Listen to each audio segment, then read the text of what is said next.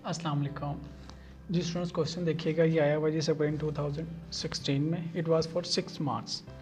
Requirement में कहता है prepare adjusting entries to enable ZT to finalize its monthly financial statements for the month of January 2016 under the accrual basis of the accounting. What is the accrual basis of accounting? Accrual basis ये कहती है कि जब आपका expense due है, आपने benefit acquire कर लिया, तो आपने उसको रिकॉर्ड कर देना as an expense and as a liability. ये नहीं देखना कि पेमेंट की है या नहीं। This is accrual basis. दूसरी तरफ एक्रूवल बेसिस ये कहते हैं अगर आपने एडवांस एक्सपेंस पे कर दिया, रेंट एडवांस पे कर दिया, सैलरी एडवांस पे कर दिया, इस साल में पे किया अगले साल के लिए, तो वो इस साल का एक्सपेंस नहीं है। एक्रूवल कहता है उसको एक्सपेंस में नहीं लिखना, ऑल्दो आपने अभी पे किया, एक्सपेंस में नहीं लिखना। उसको कहाँ पे लिखना है? करंट एसेट्स में, क्योंकि अगले साल उससे बेनिफिट एक्सपेक्टेड है। This is accrual basis. इसके अगेंस्ट कैश बेसिस क्या है? कैश बेसिस ऑफ अकाउंटिंग ये कहती है जब कैश मिला तो इनकम, जब कैश पे किया तो एक्सपेंस। ठीक है, तो इररिस्पेक्टिव ऑफ एक्रूवल, कैश जब भी मिलेगा, जिस आज आपने सेल्स की या 2 साल बाद कैश मिला, तो समझा जाएगा कि 2 साल बाद जब कैश मिला तब की सेल्स है। ठीक है, अब क्वेश्चन के इंट्रोडक्टरी पैराग्राफ में आइए। कहता है Jamil traders commenced business on 1st January 2016 and is maintaining its accounting records under cash basis. Full stop के बाद कहता है the following transactions are appearing in its record. उसके रिकॉर्ड पे कुछ ट्रांजैक्शंस दी गई हैं जो कि कैश बेसिस पे है। तो रॉन्ग में मैं लिख देता हूँ यहाँ पे कैश बेसिस, जो उन्होंने गलत एंट्रीज की हुई हैं, और जो करेक्ट हैं वो हमें लिखनी है एक्रूवल बेसिस पे। ठीक है जी, ये गलती है जो ठीक करनी है। रिक्वायरमेंट में कहता है एक्रूवल बेसिस में बनाने के लिए मदद करते हैं उनकी। देखिए पहली ट्रांजैक्शन 8 जनवरी 2016, कहता है 8 जनवरी को ये ट्रांजैक्शन हुई। 1 ईयर्स, अच्छा हमने सिर्फ जनवरी की महीने की ट्रांजैक्शंस को देखना है। रिक्वायरमेंट में देखें for the month of January 2016। ठीक है, तो हम सिर्फ जनवरी की महीने की ट्रांजैक्शंस को ठीक कर रहे होंगे। कहता है 8 January 2016 1 years office rent was paid in advance amounting to ₹1.2 million. 1.2 million का रेंट पे किया गया एडवांस के तौर पे। ठीक है, अब हमने अपने आप को समझना, हम जनवरी के एंड पे खड़े हैं। ठीक है, कैश बेसिस में क्या होता है, जब रेंट पे किया गया तो उसकी एंट्री की गई rent expense debit cash account credit. कितनी अमाउंट का रेंट है जी? It was 1.2 million. ये कहता है कैश बेसिस। अब जनवरी के महीने के एंड पे हैं हम। एक्रूवल बेसिस कहता है नहीं, जो 1 महीने का रेंट है वो एक्सपेंस है, बाकी जो 11 महीने का रेंट है वो एक्सपेंस नहीं है। वो क्या है? वो है प्रीपेड रेंट। तो हम जनवरी के महीने के एंड पे क्या ट्रांजैक्शन करेंगे? हम करेंगे rent expense debit, rent expense आना चाहिए। ठीक है, प्रीपेड रेंट आना चाहिए एंड कैश आना चाहिए। 1 महीने का रेंट अगर 1.2 है तो 0.1, जो 1 महीने का रेंट है वो एक्सपेंस में आ जाना चाहिए। एक्रूवल बेसिस कहता है जिस महीने का रेंट है उसी महीने में रिकॉर्ड करें। तो जनवरी के महीने का रेंट है 0.1, रेंट के बेनिफिट एक्वायर कर लिए, रेंट एक्सपायर्ड तो हमने एक्सपेंस के तौर पे लिख दिया। बाकी जो 1.1 है, एक्रूवल बेसिस कहता है जनवरी के एंड पे कि ये मेरे पास प्रीपेड रेंट है, इससे मुझे अगले 11 महीने में बेनिफिट एक्सपेक्टेड है। तो प्रीपेड में क्या लिखूंगा? 1.1। पेमेंट कितनी की है जी? 1.2। ये है जी सिचुएशन।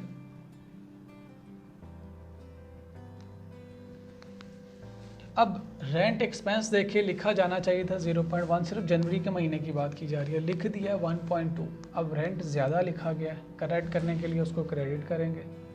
रेंट एक्सपेंस कितना कम करेंगे? 1.2 लिखा, 0.1 लिखा जाना चाहिए था, 1.1 से ज़्यादा लिखा हुआ तो उसको कम कर दें 1.1। तो ये देखिए मेरा रेंट एक्सपेंस ठीक हो गया।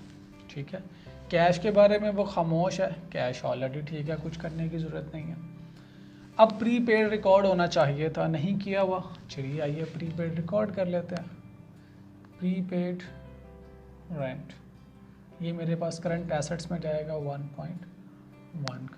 तो ये होगी मेरी रेक्टिफिकेशन। देखिए रेंट एक्सपेंस में 0.1 आना चाहिए, तो देखिए 1.2 लिखा हुआ था, मैंने 1.1 माइनस कर दिया तो बाकी 0.1 वहीं पे लिखा रहा, तो रेंट ठीक हो गया। प्रीपेड में 1 आना चाहिए, 1.1 आना चाहिए था, मैंने लिख दिया, ठीक है। कैश ऑलरेडी ठीक है, तो हमारी कैश बेसिस से क्या होगी, एक्रूवल बेसिस अकाउंटिंग होगी, ठीक है जी। नेक्स्ट देखिएगा प्लीज़। कहता है 15 जनवरी की बात करता है, हम कब ये एंट्रीज रिकॉर्ड कर रहे हैं, हमने इसको देखना है 28 जनवरी के एंड पे 31 जनवरी तक। कहता है advance payment of ₹20 million was made against a purchase order. एक परचेज ऑर्डर था, उसके अगेंस्ट एडवांस पेमेंट की गई 20 मिलियन की। फुल स्टॉप के बाद कहता है 60% of the order goods were received in January. तो अब हम 31 जनवरी पे स्टेटस देख रहे हैं। पहले देखते हैं इन्होंने एंट्री क्या की। इन्होंने जब पेमेंट की कैश बेसिस पे तो उन्होंने रिकॉर्ड कर लिया परचेजेस अकाउंट डेबिट, कैश और बैंक क्रेडिट। कितनी अमाउंट की परचेजेस हैं जी, इट्स ₹20 मिलियन 20, ठीक है। ये हमारे अकाउंटेंट साहब ने एंट्री की हुई है जब कैश बेसिस था। 31 जनवरी पे आए हैं, एक्रूवल बेसिस क्या कहती है। 31 जनवरी पे अगर इस एंट्री का स्टेटस देखा जाए तो 20 मिलियन में से अभी आपको 60% गुड्स मिली है। ये इन्वेंट्री भी साथ में टेस्ट कर रहा है। 60% गुड्स आपको मिली है, यानी 60% की परचेजेस हो गई, बाकी अभी परचेजेस नहीं हुई। तो जब गुड्स मिलेंगी, जब तक ओनरशिप आपको ट्रांसफ़र नहीं होती, रिस्क एंड रिवार्ड आपको ट्रांसफ़र नहीं होते, आप परचेजेस रिकॉर्ड नहीं कर सकते, इन्वेंट्री आपकी नहीं। तो गुड्स मिली हैं 60% जनवरी में। तो अब 31 जनवरी को क्या एंट्री करूँगा, देखिए जो 60% मिल गए हैं वो मेरी परचेजेज हैं, बाकी जो 40% नहीं मिली वो एडवांसेस हैं जो मैंने सप्लायर को दिए, वो मेरा करंट एसेट में जाएगा जिसके अगेंस्ट मुझे फैब्रिक है उसके बाद स्टॉक मिलेगा, ठीक है जी। तो जो एंट्री होनी चाहिए थी वो होनी चाहिए थी परचेजेस, कितनी जी 60% जो आ चुकी हैं हमें। एडवांस में जाना चाहिए था एडवांस फॉर परचेजेस, जिसके बेनिफिट मुझे अगले महीने या उससे अगले महीने में हो जाएंगे, अगले 12 महीने के अंदर बेनिफिट मिल जाएंगे। तो करंट एसेट और क्रेडिट होना चाहिए था कैश। कैश के बारे में वो खामोश है, तो कैश एज इट इज़ 20, ठीक है। 20 का 60% लें तो यू विल हैव 14 की परचेजेस लिखी जानी चाहिए थी, सॉरी जी 12 की परचेजेस लिखी जानी चाहिए थी और 8 से एडवांस लिखा जाना चाहिए था। दोबारा देखिए, जब कैश बेसिस है, जनवरी के महीने में कैश पे किया गया तो कैशियर साहब ने एंट्री की purchases debit cash credit. Cash basis है, जब पेमेंट करेंगे तब परचेज रिकॉर्ड। एक्रूवल बेसिस 31 जनवरी पे हमें पता है 60% गुड्स आएंगे, तो हमने 60% की तो परचेजेस रिकॉर्ड करनी है, बाकी 40% क्या है, एडवांस फॉर परचेजेस। ये मेरा करंट एसेट है, इसको एक्सपेंस रिकॉर्ड नहीं कर सकता। एक्रूवल यही कहता है कि जिस पीरियड का एक्सपेंस है उसी पीरियड में रिकॉर्ड करें। जनवरी के महीने में ये परचेजेस मिली हैं तो जनवरी में सिर्फ यही रिकॉर्ड होनी चाहिए, ठीक है। अब इसको ठीक करते हैं। देखिए परचेजेस ज़्यादा लिखी हुई हैं, अब मैं परचेज को कम कर देता हूँ। 20 से लिखा हुआ है, 12 लिखा जाना चाहिए था, 8 मिलियन से ज़्यादा है परचेजेस, तो ले मैंने परचेजेस को क्रेडिट कर दिया। परचेजेस अकाउंट 8 मिलियन से, ले जी मेरी परचेजेस क्या हो गई हैं, ठीक हो गई। कैश ऑलरेडी ठीक है, उसके बारे में उसने खामोशी इख्तियार किया। एडवांस फॉर परचेजेस रिकॉर्ड करना चाहिए था, तो चलिए ये कर देते हैं, एडवांस फॉर परचेजेस। कितनी अमाउंट है जी, 8 मिलियन। डेबिट क्रेडिट इक्वट, सस्पेंस की हमें ज़रूरत नहीं है। तो ये एक ही दफ़ा आपके एग्जामिनर ने अभी तक कैश और अक्रूवल की बेस पे कोई सवाल पूछा है, इसके अलावा थ्योरी में पूछता होता है। ये वाहिद सवाल अपनी नेचर का। नेक्स्ट देखिएगा जी, 31 जनवरी, अब महीने के आखिरी दिन, कहता है sale was booked on receipt of a cheque amounting to ₹0.9 million which represents the price of the goods supplied net of 10% cash discount. कहता है कैश डिस्काउंट के बाद एक नेट अमाउंट मिली है आपको। पहले तो कैश डिस्काउंट क्या होता है, जो अर्ली पेमेंट का डिस्काउंट होता है, अर्ली सेटलमेंट का डिस्काउंट होता है, जिसको डिस्काउंट अलाउड कहते हैं, दैट इज़ कैश डिस्काउंट। कहता है कैश डिस्काउंट के बाद आपको पैसे मिले हैं 0.9 मिलियन, तो एंट्री क्या कर दी गई जी, कैश डेबिट, चेक है जी, तो bank debit, bank account to sales account, कितनी अमाउंट से, 0.9। ये हमारे अकाउंटेंट साहब को जब कैश मिला उन्होंने ये एंट्री कर दी, ठीक है। जब कैश आएगा तब एंट्री करेंगे, जिस दिन उधार पे सेल की गई थी उस दिन एंट्री नहीं की। एक्रूवल बेसिस का करती है, जिस दिन उधार पे सेल की गई उस दिन भी एंट्री करते हैं, क्या, डेटर टू सेल्स। अब कितनी अमाउंट से एंट्री करेंगे, ये तो है नेट अमाउंट जो मिले, ग्रोस अमाउंट क्या थी, 0.9 इज दी नेट अमाउंट, कितने परसेंट डिस्काउंट है, 10%, तो ये अमाउंट है 90%। हमें चाहिए 100% अमाउंट यानी ग्रोस अमाउंट, तो वो क्या हो जाएगी, दैट विल बी 1, ठीक है जी। ये एंट्री होनी चाहिए थी जिस दिन उधार पे सेल की, ठीक है। जब उधार पे सेल कर ली उसके बाद जब पैसे मिले तो क्या एंट्री होनी चाहिए थी, एक ये एंट्री थी, दूसरी थी जी हमें जब पैसे मिले बैंक डेबिट, कितने से, 0.9। अब हमने 10% डिस्काउंट दिया तो डिस्काउंट अलाउड डेबिट होना चाहिए था, कितने जी, इन दोनों का डिफरेंस दैट इज 0.1, इतना डिस्काउंट अलाउ किया गया। और डेटर ने क्रेडिट होना था कितनी अमाउंट से जी, डेटर अकाउंट ने क्रेडिट होना था 1 से। ये एंट्रीज होनी चाहिए थी अगर एक्रूवल बेसिस होता तो। अब हमने यहाँ से यहाँ शिफ्ट करना है, ठीक है जी। बैंक देखें बिल्कुल ठीक है, हमने बैंक को कुछ नहीं करना, पहले ये ट्रांजैक्शन रिकॉर्ड कर लें। अगर करना चाहें डेटर को डेटर से काट भी सकते हैं, डेटर डेबिट या डेटर क्रेडिट है कि एंट्री में कट जाएगा, तो मैं दोनों तरह से एंट्री कर देता हूँ। अगर ये डेटर से कट जाए तो बाकी क्या एंट्री की जाएगी, देखिए बाकी एंट्री की जाएगी जी हमारे पास बैंक 0.9 से, बिल्कुल ठीक है। सेल्स रिकॉर्ड की उन्होंने 0.9 से, करनी चाहिए थी 1 से, तो एक और 0.1 से सेल्स रिकॉर्ड कर दें, ले मैंने सेल्स रिकॉर्ड कर दें 0.1, तो ये मेरी सेल्स ठीक हो गई। 0.9 लिखी थी, लिखनी कितनी चाहिए थी 1, तो जो डिफरेंशियल अमाउंट है उससे मैंने सेल्स रिकॉर्ड कर दी।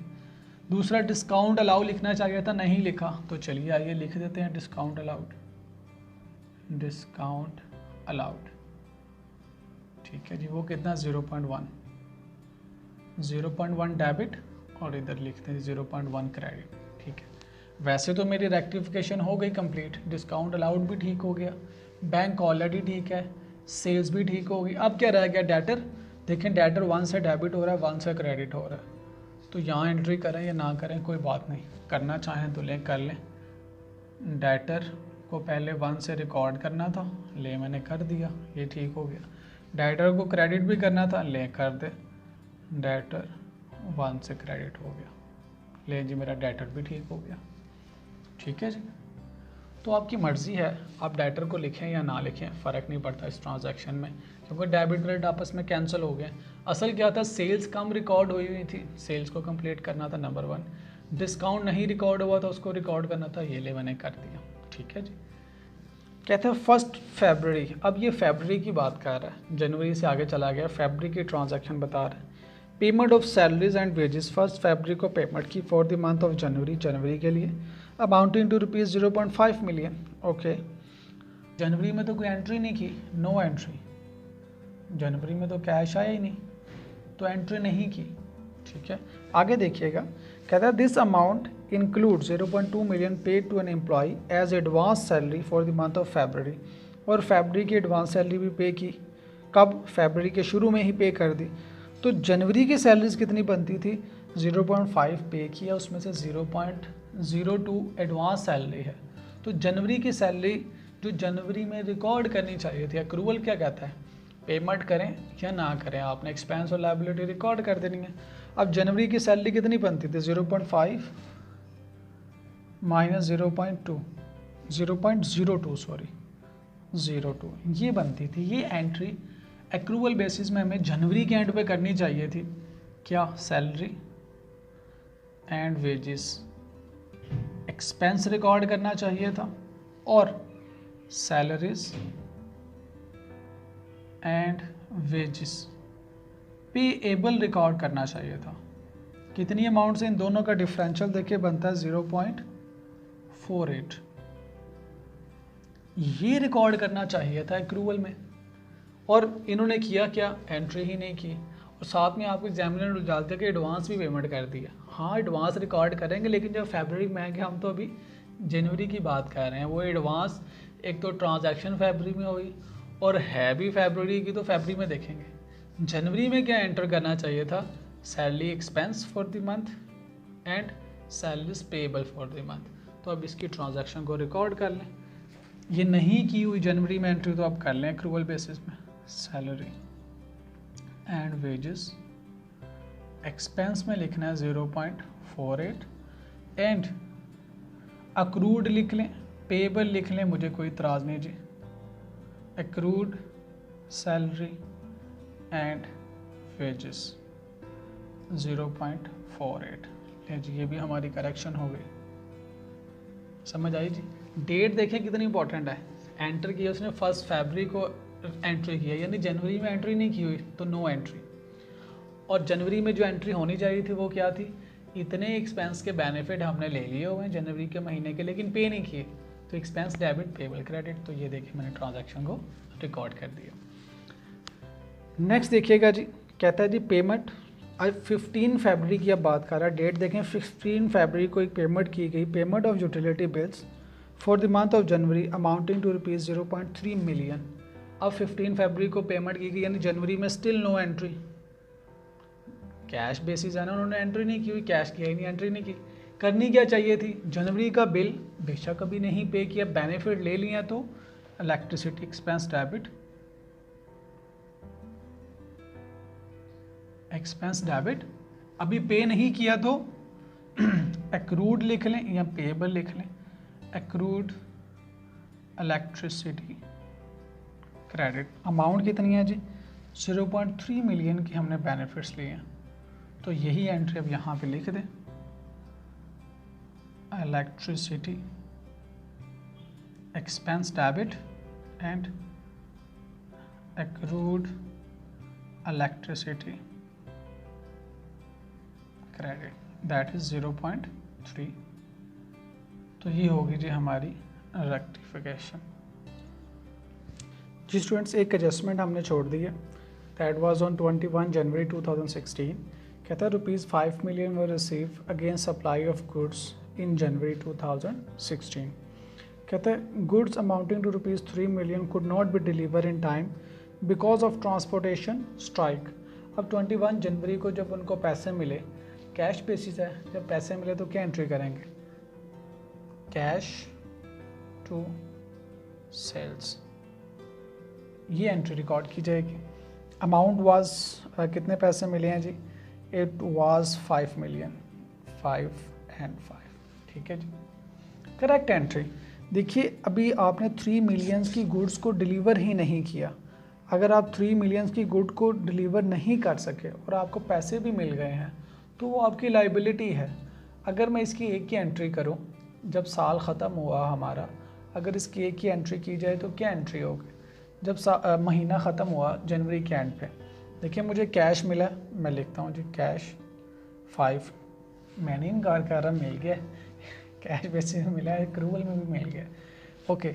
लेकिन सेल्स जिसकी गुड्स उनको डिलीवर की गई हैं वो कितनी है जी, इसमें से हमें 5 मिलियन में से बता रहा है कि आपने जो 3 मिलियन की गुड्स हैं वो अभी तक डिलीवर नहीं की, ओके। तो सेल्स कितनी हुई जो डिलीवर कर दी, वो सेल्स हैं। बाकी क्या है, बाकी मेरे पे लाइबिलिटी है, इसको कहते हैं एडवांस इनकम या अनअर्नड इनकम। तो मैं लिख देता हूँ यहाँ एडवांस लिख लें, advance for sales that is 3 million, ठीक है जी। तो ये एंट्री होनी चाहिए थी, उन्होंने एंट्री क्या की है, 5 मिलियन से कैश, 5 मिलियन से सेल्स, क्योंकि कैश बेसिस है। अब इसको ठीक कैसे करेंगे, सेल्स देखें ज़्यादा रिकॉर्ड हुई है, सेल्स को मैं करूँगा डेबिट, नहीं मैंने सेल्स को डेबिट कर दिया, कितने मिलियन से ज़्यादा है जी, 3 मिलियन से, ओके। मेरी सेल्स ठीक होगी, कैश ऑलरेडी ठीक है। अब मुझे रिकॉर्ड क्या करना चाहिए था, एडवांस फॉर सेल्स, तो उसको रिकॉर्ड कर लें, एडवांस या अनअर्नड इनकम फॉर सेल, तो ये हमारी क्या हो गया जी, रेक्टिफिकेशन। ये बड़ी मुश्किल एंट्री थी, ये हमने ऊपर छोड़ दिया, और कोई ट्रांजैक्शन नहीं रहती। तो अच्छा सवाल है इस पॉइंट ऑफ व्यू से कि कैश बेसिस था, अब एक्रूवल बेसिस पे आए। तो कैश बेसिस और एक्रूवल बेसिस को समझने के लिए अच्छा सवाल है। हमारा स्टैंडर्ड, हमारे अकाउंटिंग के सारे स्टैंडर्ड्स एक्रूवल बेसिस पे हैं, ठीक है जी। Thank you.